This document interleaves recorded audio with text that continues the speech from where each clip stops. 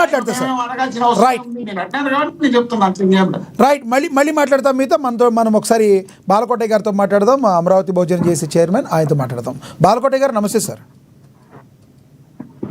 నమస్తే నాగ్ గారు. బాలకోటయ్య గారు, ఏదైతే అమరావతికి సంబంధించిన రైతులు మరో ఉద్యమానికి శ్రీకారం చుట్టిన వేళ మళ్ళీ దాన్ని ఒకసారి ప్రభుత్వం పునరాలోచించి మళ్ళీ ఒక బ్యాక్ స్టెప్ వేసినట్టుగా మరి వస్తున్న వార్తల్లో వాస్తవం ఎంత? అసలు అమరావతి రైతులకి న్యాయం జరిగిందా? ఈ రకంగా ఉండడానికి కారణం ఈ ప్రభుత్వం చేస్తుందని మీరు అనుకుంటున్నారా? నాగ్ గారు నమస్తే. నమస్తే అండి. మీకు డిబేట్ ఉన్న పెద్దలందరూ కూడా నమస్కారాలు. నమస్తే సార్.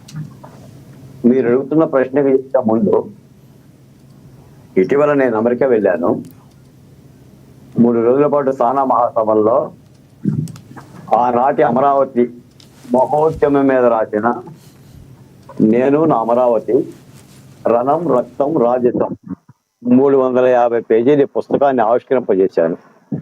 సాధారణంగా ఏంటంటే, నా విషయానికి వచ్చేసరికినే ఓ సాదాసీదా మనిషిని, ఓ దళిత సామాజిక వర్గానికి సంబంధించిన వ్యక్తిని, నాలాంటి పల్లెటూరి పిల్లవాడు అమెరికా వెళ్ళటం అనేది ఒక మహాభాగ్యంగానే భావిస్తున్నా.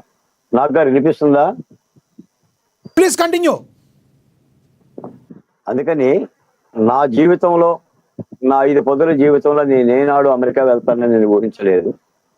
ఆ అమరావతి యొక్క ఇచ్చిన ఒక గౌరవం, ఒక అపూర్వమైన ఈ అవకాశాన్ని సద్వినియోగం చేసుకొని అమెరికాలో తెలుగు పుస్తకాన్ని ఆవిష్కరింపజేశాను. ఎందుకంటే ఎందుకు చెప్తున్నానంటే సార్, ఇప్పుడు రాజకీయ పార్టీల మేనిఫెస్టోలు ఇచ్చినట్టు, మేనిఫెస్టోలను ప్రజలకు వివరించి చెప్పినట్టు చరిత్రకారులు గ్రంథస్థం చేయాలి. ఏం జరిగింది, ఎలా జరిగింది, ఎప్పుడు జరిగింది, ఎందుకు జరిగింది. అశోకుడు చెట్లు నాటెను, అశోకుడు రాసుకోలా, ఎవరో చరిత్రకారుడు రాశాడు. శ్రీకృష్ణదేవరాయలు చెరువులు దవ్వాను, శ్రీకృష్ణదేవరాయలు కూర్చొని రాసుకోవాలా. ఏ అల్లసాని పెద్దనో నందితెమ్మనో మరొక రచయిత రాసి ఉంటాడు. ఇలా చరిత్రను అక్షరబద్ధం చేయాల్సిన బాధ్యత మాలాంటి వాళ్ళ మీద ఉందని ఆనాటి 5 ఏళ్ల జగన్మోహన్ రెడ్డి గారి పరిపాలనా విధానంలో అమరావతి రైతులు పడ్డ కష్టాలు, నష్టాలు, ఆవేశాలు, కోపాలు, తాపాలు, బాధలు, కన్నీళ్లు, ఆ ఉద్యమం ఎందుకు జరిగింది, ఎలా జరిగిందని అక్షరబద్ధం చేసే ప్రయత్నం చేశాం. తప్పనిసరిగా తెలుగు రాష్ట్రంలో ప్రతి రైతు, రాష్ట్ర ప్రభుత్వం కూడా ఇలాంటి గ్రంథాలని గుర్తించాల్సిన అవసరం ఉంది. రెండో విషయం ఏంటంటే, భూమి రైతుకి కడుపున పుట్టిన బిడ్డలు అంటాడు. రైతు నమ్ముకున్నదే పొలాన్నే, తరాల ఆస్తిని. దానిని ఏ ప్రభుత్వం తీసుకున్నా సద్వినియోగం కోసం తీసుకోవాలి తప్ప దుర్వినియోగం కోసం తీసుకుంటే ఆ రైతు కన్యల ఉసురు తగులుతుంది. మీరు అన్నట్టుగా రాష్ట్ర ప్రభుత్వం 2వ విడత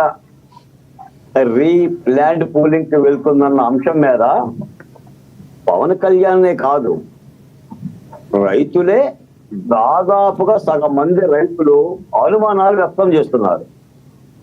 నిజానికి నా దృష్టిలో రాజధాని కోసం 30,000 ఎకరాలు అక్కర్లా, 50,000 ఎకరాలు అక్కర్లా, 80,000 ఎకరాలు అక్కర్లా.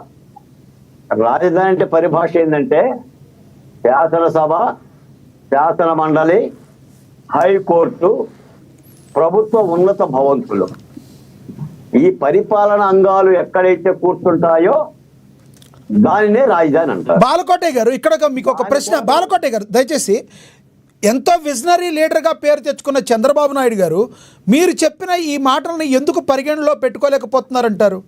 అంటే మీకు తెలిసినంత ఇది చంద్రబాబు నాయుడు గారికి తెలవలేదంటారా? లేదు, ఇంకా నా మాట పూర్తి కాల. ఈ 4 అంగాలే పరిపాలన రాజధానులు. కానీ నాటి చంద్రబాబు నాయుడు గారు విభజిత ఆంధ్రప్రదేశ్లో మన దగ్గర నిధులు లేవు కాబట్టి